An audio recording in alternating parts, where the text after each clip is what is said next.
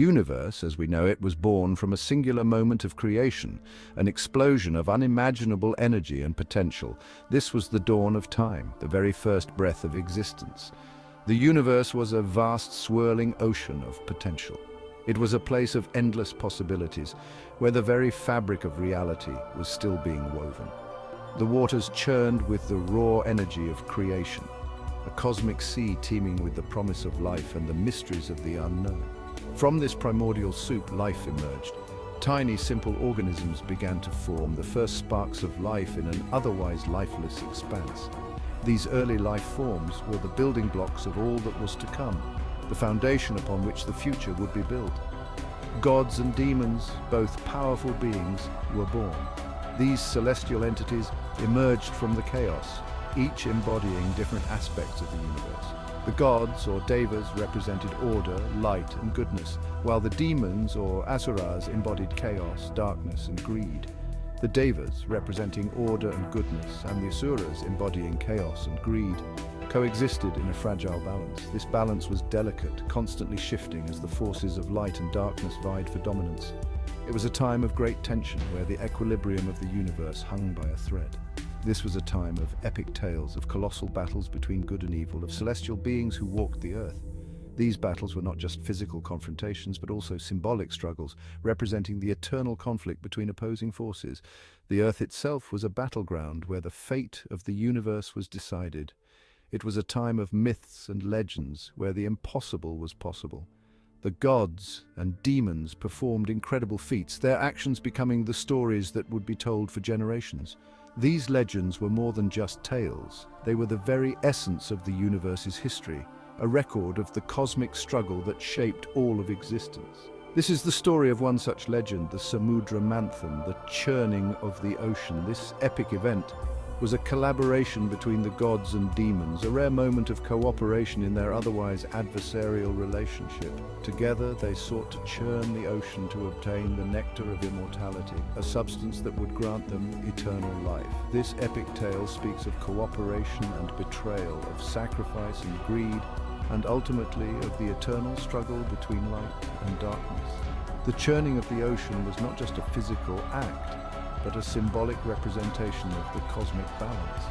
It highlighted the complexities of the relationships between the gods and demons, their moments of unity and their inevitable conflicts. It is a story that has been passed down through generations, reminding us of the power of unity, the importance of balance, and the enduring victory of good over evil. Elders tell this tale to the young, ensuring that the lessons of the past are never forgotten. It is a timeless reminder that even in the face of chaos and darkness, light and order will always prevail. The story of the Samudra Manthan is not just a myth. It is a testament to the enduring spirit of humanity and the eternal quest for harmony in the universe. The Devas, led by the mighty Indra, enjoyed their reign over the heavens. They were revered and respected, their power unmatched in the celestial realms. The heavens flourished under their rule and harmony prevailed, but their peace was short-lived. The Devas, basking in their glory, began to take their blessings for granted. They believed their reign would last forever, unchallenged and eternal. They had grown complacent and arrogant, neglecting their spiritual duties. Their once vigilant watch over the cosmos waned, and their rituals and prayers became mere formalities.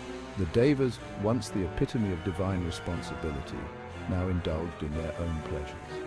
As a consequence, their power began to wane. They lost their immortality, a gift they had always believed to be their birthright. The divine energy that once radiated from them started to fade, leaving them vulnerable and weak. Fear gripped the hearts of the Devas. The realization of their mortality struck them with a force they had never known. Panic spread like wildfire among them, and their once serene existence was now overshadowed by dread. In their desperation, they turned to their creator, Lord Brahma, for guidance. They knew that only he could provide the wisdom and direction they needed to reclaim their lost glory. Lord Brahma, we are in dire straits. Our powers are fading and we have lost our immortality. We are but shadows of our former selves. Our strength diminishes with each passing day, and we fear the worst. What must we do to restore our strength and reclaim our place in the heavens? Please guide us. for we are lost without your divine wisdom. Lord Brahma listened patiently to their woes. He understood the gravity of their situation and the urgency of their plea. The Devas, once mighty and proud, now stood before him, humbled and desperate. He pondered upon their dilemma, his mind delving into the ancient scriptures and cosmic knowledge. The solution, he knew, was not simple. It required a task of immense magnitude and cooperation. The solution, he declared, lay in the depths of the cosmic ocean, the Kshirosagar. This ocean, vast and mysterious, held within it the secrets of the universe and the key to their salvation. Within its churning waters lay the nectar of immortality, Amrita. This divine elixir had the power to restore their lost immortality and rejuvenate their fading strength, but obtaining it was no easy feat. The task of churning the vast ocean was an impossible one for the Devas alone. They lacked the strength and resources to undertake such a monumental endeavor. The realization of this daunting challenge weighed heavily on them. They needed help, an alliance as improbable as it was necessary. The Devas, in their quest for survival, had to seek the assistance of their sworn enemies, the Asuras. This alliance, though fraught with tension and mistrust, was their only hope. Brahma instructed them to seek out the Asuras and propose a truce. Together, they would have the strength to churn the ocean and retrieve the Amrita. The Devas, though reluctant, knew they had no other choice. Their survival depended on this unlikely partnership. The Devas approached the Asuras with a heavy heart. The air was thick with tension, and the weight of their decision bore heavily on their shoulders. They knew that this alliance was fraught with risks, but the promise of the nectar of immortality was too great to ignore.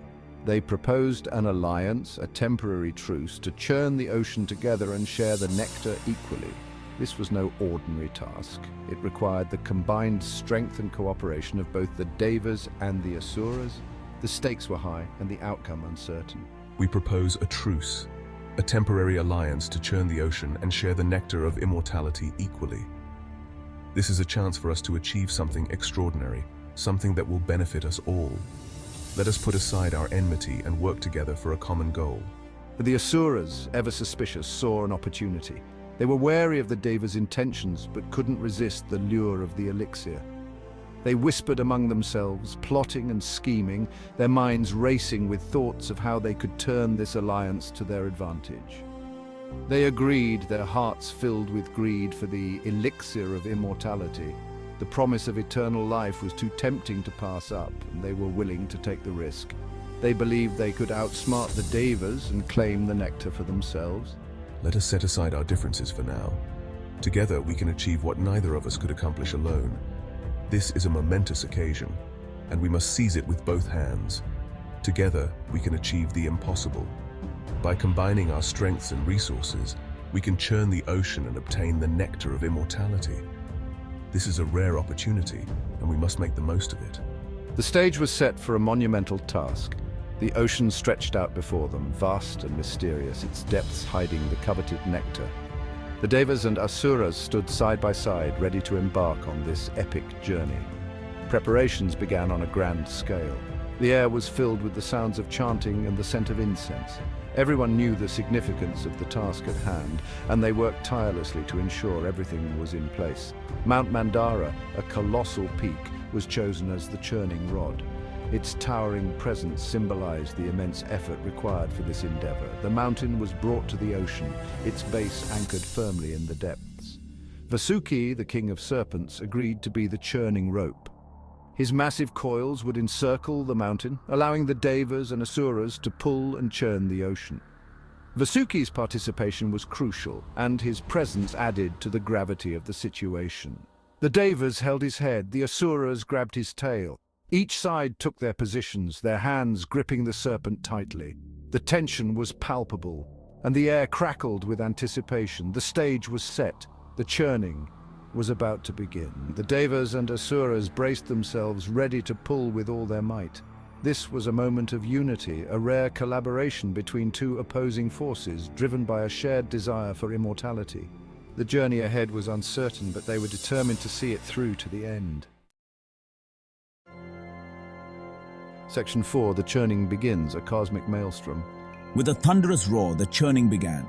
Mount Mandara spun relentlessly, churning the cosmic ocean. The Devas and Asuras pulled with all their might. Vasuki hissed and coiled, his immense body a blur of scales and fury. The ocean roared, its surface churning violently, whipped into a frenzy by the colossal movement. The churning was no easy feat.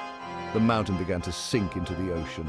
To prevent this cosmic imbalance, I took the form of a giant tortoise, Kurma, and supported the mountain on my back. The churning continued. The ocean churned and bubbled, and from its depths emerged a stream of wonders and horrors.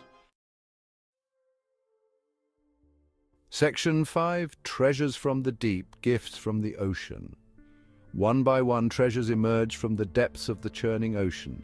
Kamadhenu, the wish-fulfilling cow, surfaced first, followed by Surabhi, the divine mother of all cows. Then came Uchhaishravas, the magnificent seven-headed horse, and Airavata, the majestic white elephant. Parijat, the fragrant celestial tree, and the Apsaras, celestial nymphs of unparalleled beauty, also emerged. Each treasure was more magnificent than the last. The Devas and Asuras watched in awe and anticipation, but the greatest prize, the Amrita, remained elusive. The churning continued.